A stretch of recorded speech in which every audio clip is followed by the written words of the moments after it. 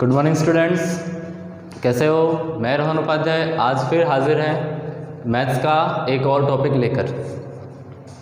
आज का हमारा जो टॉपिक है वो शुरू करने से पहले आप सभी से मैं कहना चाहूँगा कि हमारे चैनल को लाइक कीजिए और सब्सक्राइब कीजिए, और अगर आपको अच्छा लगता है तो आगे अपने जो स्टूडेंट्स फ्रेंड्स हैं उनको भी शेयर कीजिए। तो चलिए शुरू करते हैं। आज का हमारा जो टॉपिक है उसका नाम है परिमाप एवं क्षेत्रफल। इसके बारे में हमने पहले वाले वीडियो में बात की थी, जिसके अंदर हमने कक्षा 6, कक्षा 7 और कक्षा 8 को कंबाइंड करके परिमाप एवं क्षेत्रफल का टॉपिक लिया था, जिसके अंदर हमने चार द्विविमीय आकृतियों के बारे में बताया था कि उनका परिमाप क्या होता है, उनका क्षेत्रफल क्या होता है। तो उसको हम एक बार जल्दी से वापस रिवाइज कर लेते हैं। तो हमारी 4 आकृतियाँ थी, कौन कौन सी? त्रिभुज, आयत, वर्ग और वृत्त। इन 4 आकृतियों के बारे में हमने पढ़ा था हमारे पिछले वीडियो में कि उनका परिमाप क्या होता है और क्षेत्रफल क्या होता है। तो सबसे पहले बात करते हैं त्रिभुज की। तो त्रिभुज का परिमाप कितना था? तीनों भुजाओं का लंबाइयों का योग, और उसका क्षेत्रफल था 1/2 आधार इंटू ऊंचाई। अगला हमारा आकृति थी आयत। तो आयत का परिमाप तो था 2 गुणा लंबाई प्लस चौड़ाई, और आयत का जो क्षेत्रफल था वो थी हमारे लंबाई इंटू चौड़ाई या लंबाई गुणा चौड़ाई। उसके बाद अगली आकृति आती थी हमारी वर्ग की। तो वर्ग का परिमाप था 4 गुणा भुजा, और वर्ग का क्षेत्रफल था भुजा इंटू भुजा। फिर उसकी अगली आकृति हमारी थी लास्ट आकृति उस वीडियो की, वृत्त, जिसका परिमाप तो था या परिमाप या परिधि जिसे हम कहते थे 2πr, और जिसका क्षेत्रफल था πr², जहां r उसकी क्या थी? त्रिज्या थी। तो आज हम उससे आगे पढ़ेंगे। तो सबसे पहले हमारा आज का जो आकृति दे रखी है वो है समांतर चतुर्भुज। समांतर चतुर्भुज 4 भुजाओं से घिरी एक बंद आकृति होती है। इसकी परिभाषा क्या होती है? समांतर चतुर्भुज एक ऐसा चतुर्भुज होता है जिसकी सम्मुख भुजाएं मतलब आमने सामने की भुजाएं। अगर हमारा ये एक चतुर्भुज है जिसकी शीर्ष हैं ABCD, तो इसकी भुजा AB और भुजा CD आपस में समांतर होंगे, और भुजा BC और भुजा AD आपस में समांतर होगी। तो ऐसा चतुर्भुज जिसकी सम्मुख भुजाएं समांतर होती है वो हमारा समांतर चतुर्भुज कहलाता है। ठीक है। तो अब इस चतुर्भुज का क्षेत्रफल निकालना है। अगर हमें परिमाप निकालना है तो वो वैसा ही है, चारों भुजाओं की लंबाइयों का योग। तो वो तो क्या हो जाएगा? AB + BC + CD + DA, वो हो जाएगा परिमाप। परिमाप इजी है। अब हमें निकालना है इसका क्षेत्रफल। तो क्षेत्रफल निकालने का इसका सूत्र है आधार गुणा ऊंचाई। आधार गुणा ऊंचाई, इसका मतलब है B × H। तो आधार कौन सा होगा इस चतुर्भुज का? ये वाला जो है AB, ये इसका आधार कहलाएगा, और ये जो है DM, ये वाली, ये इसकी कहलाएगी ऊंचाई, जिसे हम H से बताएंगे। जिसे हम H से बताएंगे। ठीक है। तो ये हो जाएगा समांतर चतुर्भुज का क्षेत्रफल आधार गुणा ऊंचाई या B × H। ठीक है। आगे चलते हैं। अब हमारे जो आकृतियाँ आती है उन्हें हम अलग अलग नाम देते हैं। जैसे अगर 3 भुजाओं से घिरीबंद आकृति होती थी तो उसे हम कहते थे त्रिभुज। 4 भुजाओं से घिरीबंद आकृति है उसे हम कहते हैं चतुर्भुज। ऐसे आते हैं पंचभुज, फिर षटभुज। पंचभुज जिसमें 5 भुजाएं, षटभुज जिसमें 6 भुजाएं। तो ऐसे इन सब आकृतियों को मिलाकर एक नाम दिया जाता है बहुभुज। क्या नाम दिया जाता है? बहुभुज। मतलब ऐसी बंद आकृति जिसकी 3 या 3 से अधिक भुजाएं होती है।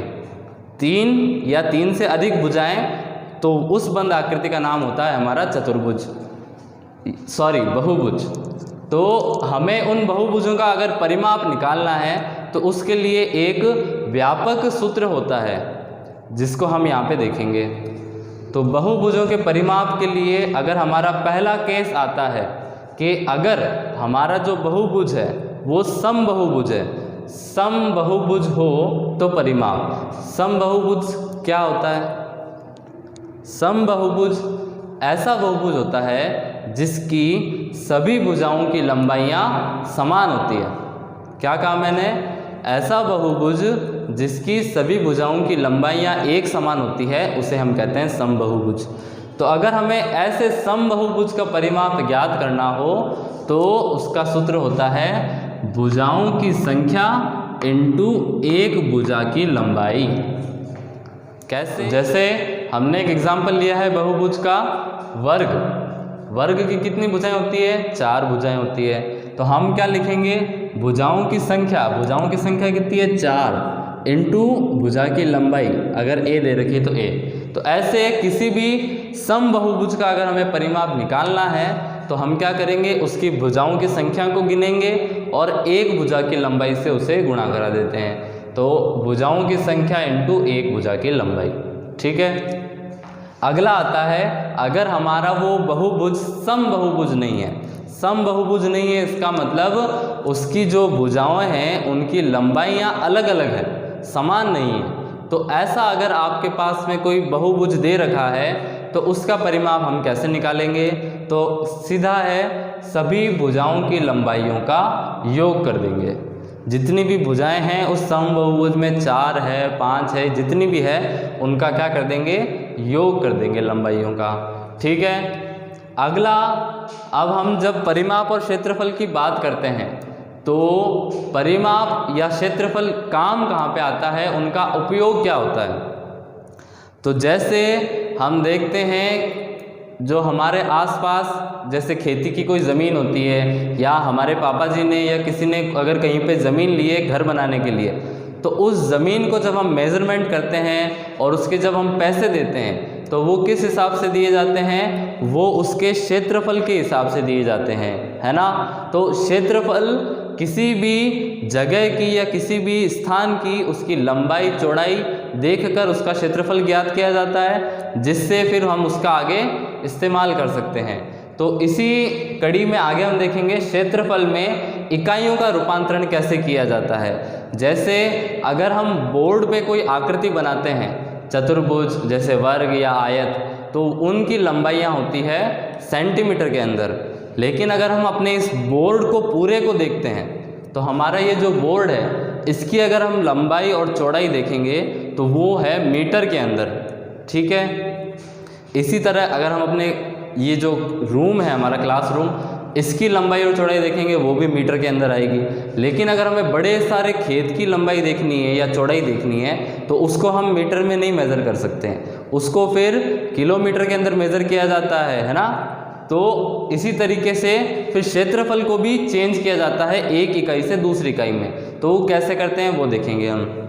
सबसे पहले 1 मीटर में आपको पता है कितने होते हैं सेंटीमीटर? 100 सेंटीमीटर। तो अगर 1 मीटर में 100 सेंटीमीटर है तो अगर हम उसका क्षेत्रफल निकालते हैं 1 मीटर स्क्वायर, तो उसके अंदर सेंटीमीटर कितने आ जाएंगे? वर्ग सेंटीमीटर। तो वो आ जाएंगे 10,000 सेंटीमीटर स्क्वायर। 1 मीटर स्क्वायर में 10,000 सेंटीमीटर स्क्वायर होंगे। अगला, 1 सेंटीमीटर के अंदर 10 मिलीमीटर होते हैं। 1 सेंटीमीटर में 10 मिलीमीटर होते हैं। तो उसका जब हम क्षेत्रफल के रूप में लिखेंगे तो 1 सेंटीमीटर स्क्वायर, तो वो कितने मिलीमीटर स्क्वायर के बराबर हो जाएगा? 100 मिलीमीटर स्क्वायर। ठीक है। कितना हो गया? 1 centimetre square is equals to 100 millimetre square. अगली हमारी आती है किलोमीटर वाली यूनिट। तो 1 किलोमीटर को कितने मीटर में डिनोट करते हैं, रिप्रेजेंट करते हैं? 1000 मीटर के अंदर। 1 किलोमीटर में 1000 मीटर होते हैं। तो उसको जब हम क्षेत्रफल में चेंज करेंगे तो 1 किलोमीटर स्क्वायर में कितने मीटर स्क्वायर हो जाएंगे? कितने हो जाएंगे? देखो जीरो कितने हैं यहाँ पे? 1, 10, 100, 1000, 10,000, लाख, 10 लाख। या अगर हिंदी में पढ़े तो इकाई, दहाई, सैकड़ा, हज़ार, 10,000, लाख, 10 लाख। तो 10 लाख मीटर स्क्वायर हो जाएगा 1 किलोमीटर स्क्वायर को अगर हम मीटर स्क्वायर में चेंज करेंगे तो। ठीक है। और जो हमारे खेतों की और ज़मीन की जो हम क्षेत्रफल ज्ञात करते हैं उसे हम हेक्टेयर में पता करते हैं कि इतने हेक्टेयर ज़मीन है हमारी, इतने हेक्टेयर हमारी गांव के अंदर खेती है। तो वो हम किस में पता करते हैं? हेक्टेयर में पता करते हैं। तो अगर हम हेक्टेयर को मीटर स्क्वायर में चेंज करें तो वो क्या आएगा? 1 हेक्टेयर बराबर होता है 10,000 मीटर स्क्वायर के। 1 हेक्टेयर किसके बराबर होता है? 10,000 मीटर स्क्वायर के।